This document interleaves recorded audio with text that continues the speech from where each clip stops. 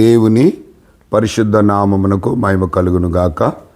మరలా ఈ ఉదయకాలమున దేవుని యొక్క సాన్నిధ్యంలోనికి రావడానికి ప్రభు ఎంతగానో కృప చూపి ఉన్నారు.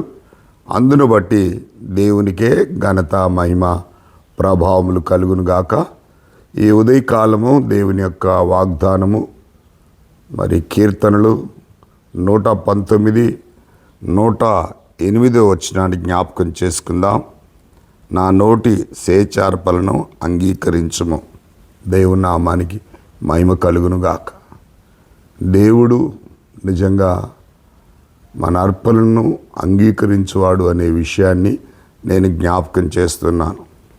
ఈ 119వ కీర్తన అంతా కూడా చాలా అద్భుతమైనటువంటి విషయాలు ఈ కీర్తన భాగములో వ్రాయబడి ఉన్నవి.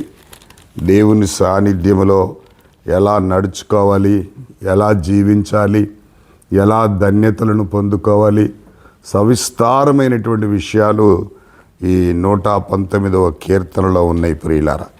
ఈ 119వ కీర్తనలో దాదాపు దీంట్లో వచనాలే ప్రియులారా చాలా వచనాలు ఉన్నట్లుగా మనం ఇక్కడ చూస్తున్నాం. దాదాపు 176 వచనాలు ఉన్నాయి.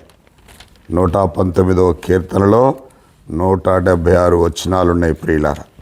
ఈ 119వ కీర్తన అన్ని విషయాలు A to Z నిజంగా దేవుని సన్నిధిలో, దేవుని మార్గములో ఎలా నడుచుకోవాలి, ఎలా జీవించాలి, ఎలా ముందుకు సాగాలి అనే విషయాలన్నీ కూడా రాయబడింది. యెహోవా ధర్మశాస్త్రం అనుసరించి నిర్దోషముగా నడుచుకున్న వారు ధన్యులు. ఆయన శాసనములు గైకొనుచు పూర్ణ హృదయంతో ఆయనను వెదుకువారు ధన్యులు. వారు ఆయన మార్గములో నడుచుకొనుచు ఏ పాపమును చేయరు. దేవుని నామానికి మహిమ కలుగును గాక. అందుకే దేవుడు మరి మన స్వేచ్ఛార్పణలను అంగీకరించువాడై ఉన్నాడు. నిజంగా దేవుని వాక్యము మన అంతర్యములో ఉన్నప్పుడు, దేవుని వాక్యము మన హృదయములో ఉన్నప్పుడు మరి నిజంగా దేవుని వాక్యం సెలవిస్తుంది. అదే 9వ వచనంలో చూస్తే, యవనస్తులు దేని చేత తమ నడకను శుద్ధిపరచుకొందురు, నీ వాక్యమును బట్టి దాన్ని జాగ్రత్తగా చూసుకున్నట చేతనే కదా. అవును ప్రియులారా, దేవుని యొక్క వాక్యాన్ని జాగ్రత్తగా చూసుకోవాలి. యవనస్తులు వారి నడకను, వారి పడకను, సమస్తాన్ని శుద్ధిపరచుకోవడానికి ఆధారం ఒకటే, అది దేవుని యొక్క వాక్యము ప్రియులారా.